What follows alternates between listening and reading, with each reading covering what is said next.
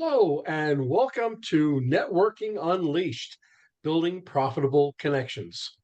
Welcome to the show, folks. I'm your host, Michael Forman, and you're listening to the podcast where networking is more than just awkward handshakes and bad coffee.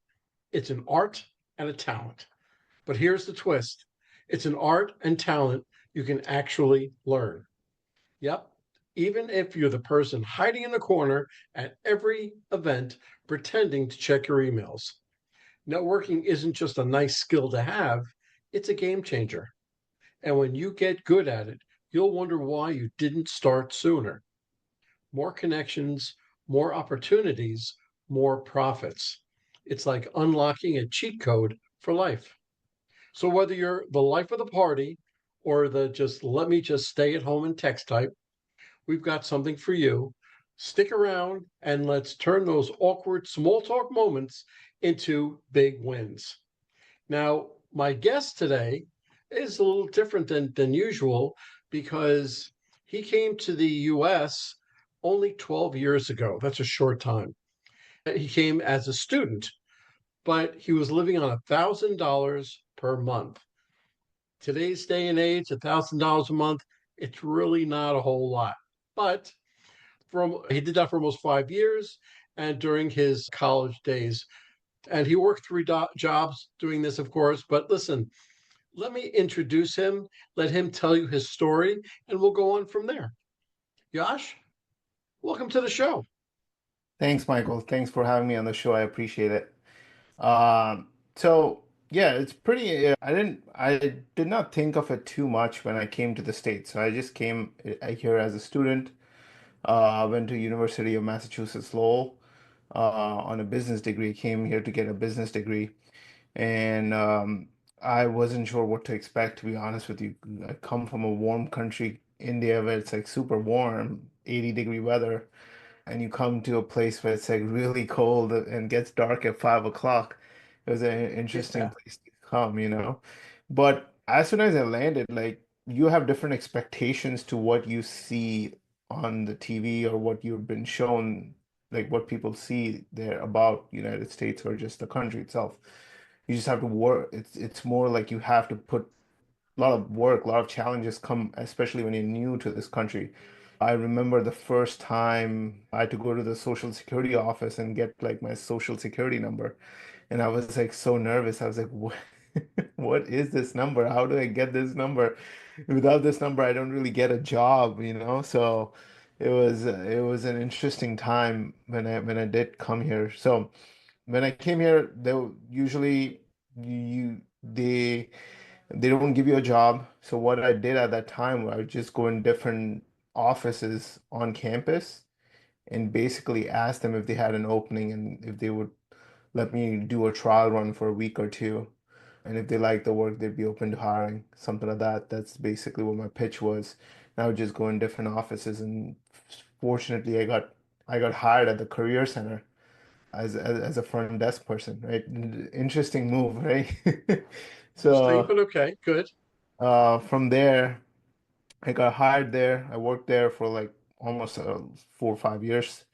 And then from there, during that same time, I got three different jobs from that same place. Randomly, one time, the dean of the business school reached out to me at 7 o'clock in the morning. He's like, "Hey, it's summertime. We need somebody to like come in and work in the office. Can you do it?" It's just a random call at like 7 o'clock in the morning. And especially from a dean, like you're kind of like nervous. It's like, what is going on? So that came through a career center because somebody referred me through the first job. And then I got another job in the UMass campuses, like the main office in Boston. That's where they used to have an office. And I think I forgot what department it was. I think it was the Department of Economics or something. I can't remember exactly. But they reached out to me as well. They're like, "Hey, you were referred by one of your colleagues or one of the deans. We want you to come in and interview." So all of this happened with referrals and networking. And listen, you have to be a hard worker in order for you to get those referrals. So that's all sheds a very nice light on you. But let's just take this into the networking realm. The world is becoming increasingly digital. Hmm. Build a genuine connection to somebody without going digital. So I right now, just to give you an idea, I run a digital ad agency, and we work with over 500 plus realtors. And everybody in this industry wants to do digital stuff, right? They want to run ads. They want to do like Google ads, Facebook ads, YouTube ads. And when somebody fills out their information, like when we run the ads, they fill out their name, email, phone number. A couple hundred realtors are doing the same thing, right? So like the algorithms are so trained that everybody, as soon as a buyer or a homeowner sees an ad, they click on it, they fill out an form, they see another ad from another real estate agent. Now, what happens after that is everybody's calling these leads. Okay, like call, text, that's what they're doing. They're not forming a relationship. In order to form a relationship or network with these people a little bit better, or you need to have some sort of like of interaction where it's non-digital. It could be a postcard, it could be a video message, it could be something, or it could be like an event that you can invite them, like you can have like a small event party or something. So like in order to form that connection, either you meet them in person, right? Or you basically send them postcards or mailers or something to build that physical connection with them, which is what a lot of people don't do right now, because everybody's online, everybody's digital, right? There's no like connection being formed, especially physically or like just with a human interaction, right? It's all like so fast. You just like send a text, send an email, and that's how the communication is happening. But people are getting immune to it now, so things go by the wayside basically if there's no connection. Well, what I talk about when I go to my networking events or workshops or conferences, I always say that your follow up is almost more important than when you meet the person. And my secret sauce, so to speak, of following up really has been quite good for myself and for the people that I coach and everything else like that. It's worked out very well for them. And what I do is I include a thank you note, a handwritten thank you note. Yep. So after you send that initial thank you email, very next day you send that thank you note. And could you imagine being the person that you receive a thank you note in your office? It goes a long way. It It's does. really an incredible thing. So that with other things that I do, the follow up is key. What what do you feel are the key elements for communication in networking? So first thing is we've forgotten to say basic things such as good morning, good afternoon, good evening.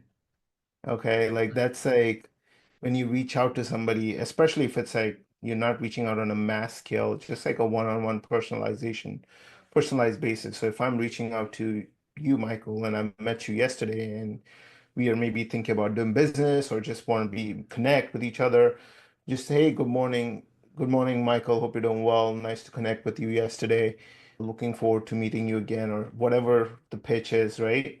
But just saying that good morning, good afternoon, good evening just opens up the conversation so much more than just saying, hey, hello, hi, how are you doing? Hola, stuff like that, which is like people are immune to that stuff, right? Just I've noticed that as soon as we changed that, just small tweak made such a big difference in our selling process and also how our clients communicate with their clients.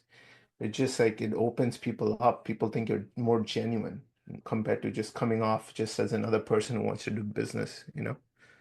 It's true, but you can't forget being polite and being respectful. Yeah. And that goes such a long way. And one time when I was doing sales, I walked through the door and there was a gentleman sweeping the floors. He was the janitor. And I said, "Hello, how you doing? How's it going? Is this over here, over there, whatever?" I was very nice to him, very courteous. and everything was well. We had about a 2 minute conversation, and I moved on. And I Mhm. went up and I saw the COO, and I was talking with him about business, and that gentleman passed by behind us, and I waved to him, and he seemed a little perplexed, and he said, "Why did you just wave to the janitor?" I said, "I don't care who he is. I was talking with him. He was a very nice man." He said, "That's very interesting. That's the CEO's brother-in-law." That's crazy. So you never know who you're going to talk to. Yeah. And it actually helped me with my sales. But aside from not being polite or courteous, what do you think is the common mistakes that somebody would make, and how would you overcome it? Just in networking, usually. Most of the time, it's just people think for themselves rather than thinking of the person on the other side. That's like the number one mistake. People want something from the person that they're trying to talk to or network with rather than give them something. I think that's like the number one thing that I see a lot of new people who are trying to network make. Like instead of like giving value or just trying to like be an actual human being and without the intention of getting something from them makes it goes a long way because you can smell most of these folks that you're trying to network with, whether it's CEOs, CTOs, whatever business you're trying to get into, they can smell it from far away. Yeah. Which person wants something from them and why they're trying to network, right? You can just smell it, right? It doesn't need to have a deep conversation. People just know. Even with Why? like just facial expressions, right? Like eyes, facial expressions, their body Eye language. contact, eye contact, very important. Yeah. Okay. But you go to a networking event or you network with somebody with the position of giving, not receiving. Always think to give and don't receive. And if Mhm. you do that enough, well, listen, what goes around comes around. It will come back to you, but Yeah. you'll be seen as the person as giving a good referral. Hmm. I always end the conversation with, how can I make you more successful? How can I be a good referral source for you? Because I come in contact with a lot of people, and I may not be able to help you, but I may be able to find somebody that will help you. And that goes a long way. Yeah. Okay, so you told me you had like an ad agency, a digital ad agency. How do you maintain your relationships with those people? With clients, it's usually we try to send them postcards if you have the addresses. If we don't have the addresses, I depending on because right now it's like really it's a big agency, like we have a lot of clients now. So that one-on-one personalization that was there when I started is not usually often available. But what I do tell my team members or client success team members that we have, I just let them know that you have to give one-on-one attention, get in front of these clients, whatever they need help with, just reach out to them as soon as possible. So if a client ticket comes in, somebody needs a response, respond to them within the next hour instead of waiting the next 24 hours. Yes, that does not build like an immediate strong relationship, but the person in their head is like, oh, this person took care of me so fast that I want to just keep continuing business with them, right? At the same time, we if a client's like really happy with us, or not just happy, we just like client just you've been with us for some time now, we basically send them referrals.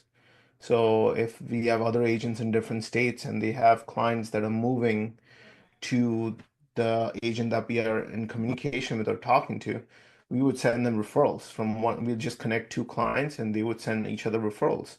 Whereas the best gift for anybody is just sending them more business. That's the best gift that you could, give somebody. Of course it is, of course. Yeah. But give me your top three strategies for ensuring a network interaction that Mhm. leads to actionable results. Personally, one email a day to all my lists or to my team, everybody on my list or whether they are customers or not customers. We just send them one email a day It can be value based. It can be a discount. It can be something that brings them some sort of value to their business, to what they're doing. That's number one thing. So one email a day. We wish them during Thanksgiving, holidays, any special occasions, rather than just giving them discounts. We just wish them with no intention of like getting anything from them. So like we just say, hey, Merry Christmas to you and your family. Here is like $100 Starbucks gift card. There's $100 on here. If you want to get something for yourself, feel free to do that. Something like that, right? We do that consistently in our business, right? Without expecting anything. Second thing that we do is just being more polite when we communicate with folks, like whether it's like clients or ex-clients or whatever that is, or new clients that are coming in, we're just more polite to them. Our business is a tough business, and a lot of the real estate agents have been burned by other companies. So what happens in that scenario is like most of these companies just want their money. That's basically what they want. They don't really care about them as a human being, right? What do they need? What their needs are. So being a little bit nicer to them, being more polite, being respectful is something that we focus on as well. And number three, I don't know if I have a number three, to be honest with you. That's all The right. Your top two is fun, and both of them seem like if you do them consistently, I can't see how you wouldn't get anything back, even though you're not looking for something back. They would feel almost as if they had to, because you're so nice to them that they really should be nice to you. That's really the kind of way it goes. When it comes to networking, there's a mantra: know you, like you, trust you, they'll do business with you. correct. Now, knowing was pretty easy because you're a nice guy, you know. Trust you, that narrows the field down just a little bit. And trust is such a crucial factor. They have to begin to trust you in order for them to do business with you. Yeah. So, with that in mind, how would you establish and maintain a relationship with fellow professionals? Like similar in we are in the same industry, like basically. Either in the same industry, or I would even include clients, with the high end clients with that. Usually with like people, my peers, when we all of us have the same similar businesses, I talk to them more regularly than not, and then either send them business or help them with my team.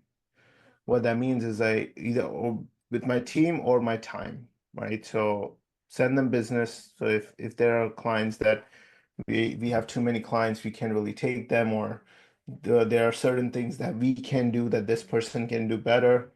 We just send we just send that business to my peer, right? Whoever that is. Second thing is with my time, right? So if they need my time, they're stuck with something, they're not sure where their business is going, not sure what they want to do with it, like company issues, customer issues, stuff like that.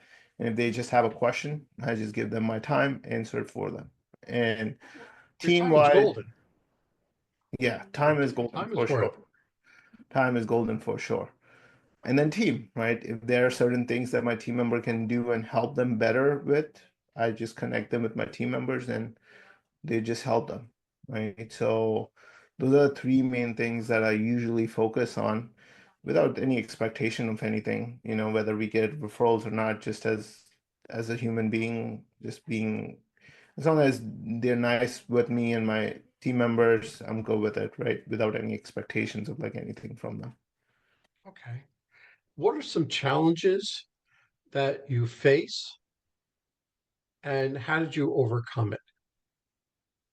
Oh, every day is a challenge every Yeah. with something, what I'm saying, especially when you run a business. So, um, I think nowadays, previously I used to react to challenges. Nowadays, I'm pretty proactive with it. So, just to like, I can't remember because there's so many challenges that take place in general, but when I was reactionary, I would catch myself. not doing the things that I was supposed to do to prevent that in the first place, right? And if there was a challenge that was happening and I'm not doing anything about it or haven't done anything about it in the past, that means I'm just reactionary. I'm just getting reacting to it. But nowadays, we get ahead of it before it even arises. That's a So, smart way of doing it. yeah. So That's the way to do it. exactly. Let me ask you a question. If somebody was looking to improve their networking or sales skills, give me a tip for them, from any of one Uh, of my listeners. if they were to improve their sales or just networking stuff, the number one thing that I would do is just not don't follow a script with anything right now. The first thing I would do is just improve how you talk to another human being. Like Be just as a yourself. Be no, yourself. Be be authentic.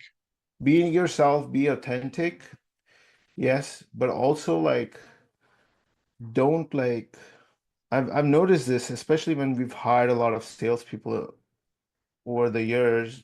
I've seen like I can give the same script, same process, everything to one salesperson and give the same thing to another salesperson. Both of them will have different results based on how they communicate with the customer.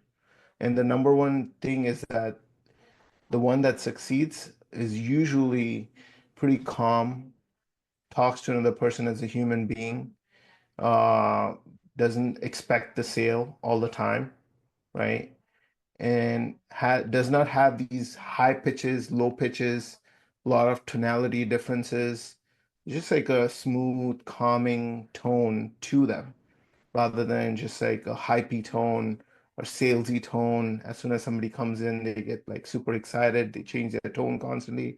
Yeah, there's value to it, but usually I've seen people do it incorrectly, which makes it like really, it just gives bad results, right? So instead of following all these sales gurus and people that teach you stuff about selling, which is great, you always want to invest in yourself. But the first thing I would do is see how you're talking to somebody.